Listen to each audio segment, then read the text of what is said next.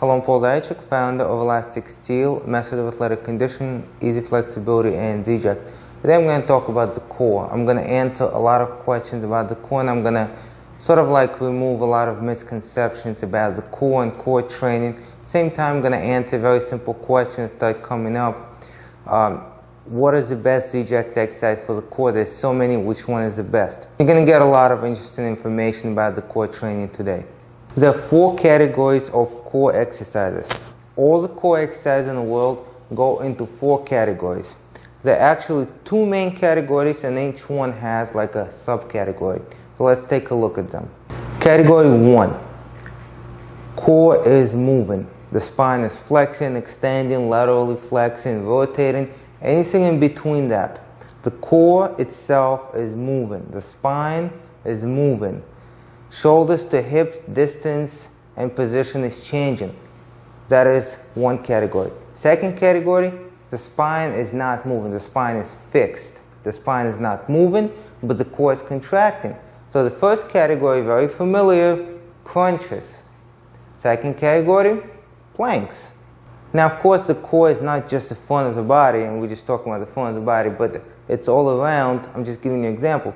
Now, we're talking about the core moving, right? The spine moving.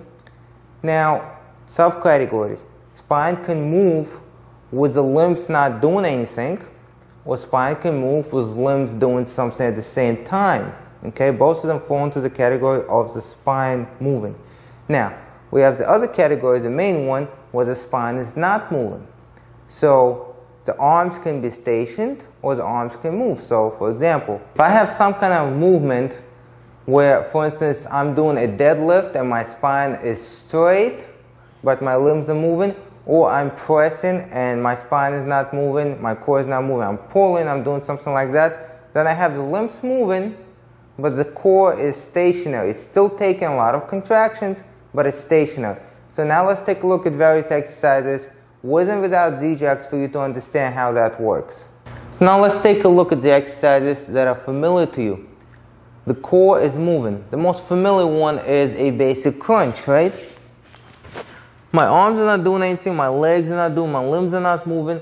I'm just doing the crunches, right? Whichever way you do them. So I have the core moving. Now, when I say the limbs are moving, I'm talking about limbs doing something significant. I'm not talking about the limbs just doing small movements. So for instance, I might be doing a reverse crunch. Sure, I have my leg moving a little bit, but it's not significant enough to put it in a category where my core is moving and my limbs are moving. So, taking Z-Jack exercise that is similar to that would be escape reverse crunch. So with Z-Jack, escape reverse crunch, I just made Z-Jack shorter for the room. So here,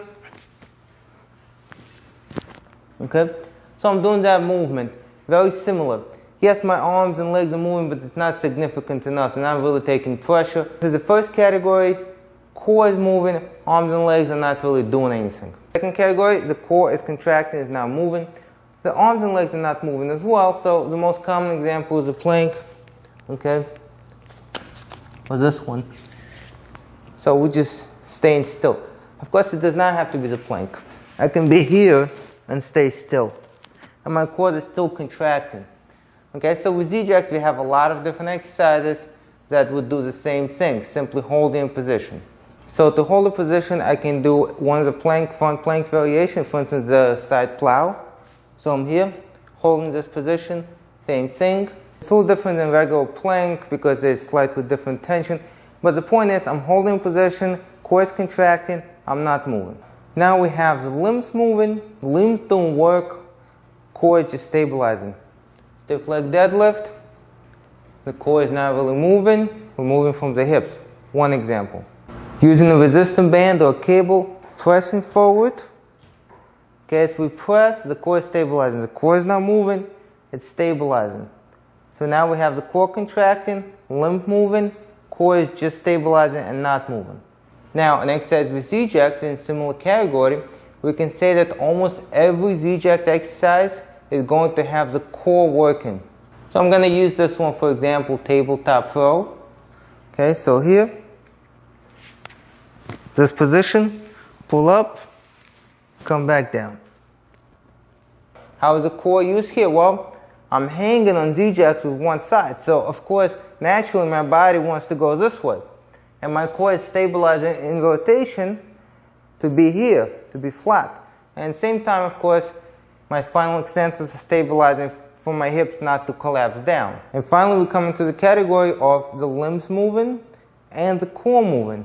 Okay? So a good example is to use the previous exercise, change it a little bit to see the difference. So here, I have a resistance band. I'm not just pressing and holding my body. I'm going to rotate my core. This could be anything, doesn't have to be rotation, but I'm going to rotate my core and press at the same time. For instance, like a punch. So now, as I'm doing that, I have the limbs working, I have the core working. Taking this category in Z-jack terms, we're going to take tabletop throw, but now we're going to add the rotation. So I'm here, I'm going to pull up and rotate at the same time. So now, which of these categories do you need the most? Well, it all depends on the sport you play, the skill or the activity you are training for. For instance, if you're a grappler, you need the core to flex and move in this position. You actually need shortened position. And if we're going to talk specifically about the rectus abdominal, we can talk about any muscle. On the other hand, if you're a runner, for instance, and you run, you're not commonly going to be in these positions. You want to strengthen your core in the vertical position where the arms and the legs are doing the movement, and there's very little movement in the core. There's not huge rotations, there's not huge lateral flexions.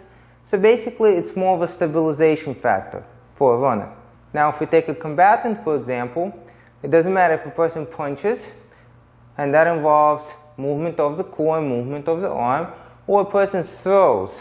Again, movement of the arms and movement of the core. So now that goes into another category. And you would train that way because that's your target skill, that's your target activity. So I hope this helped to answer some of the questions. Now, if your question was, do I do the planks or do I hold my legs out on my back versus doing the crunches? Now you have a little bit of an idea how to structure your core workout. Now, when I say core, there's a lot of muscles. And we talk about rectus abdominis because most people pay attention to that, most people know that, but you have to know that it's all around. Now, I have a question for you, which is very important. What do you consider to be the core? Is it rectus abdominis, oblique, transverse abdominals, spinal extensors? Do you throw the quadratus lumborum in there? Or do you go deeper and you throw serratus anterior? Do you throw psoas in there? Do you throw intercostals in there? What is your definition of a core? Which muscles do you include? Do me a favor and please answer that in the comments below.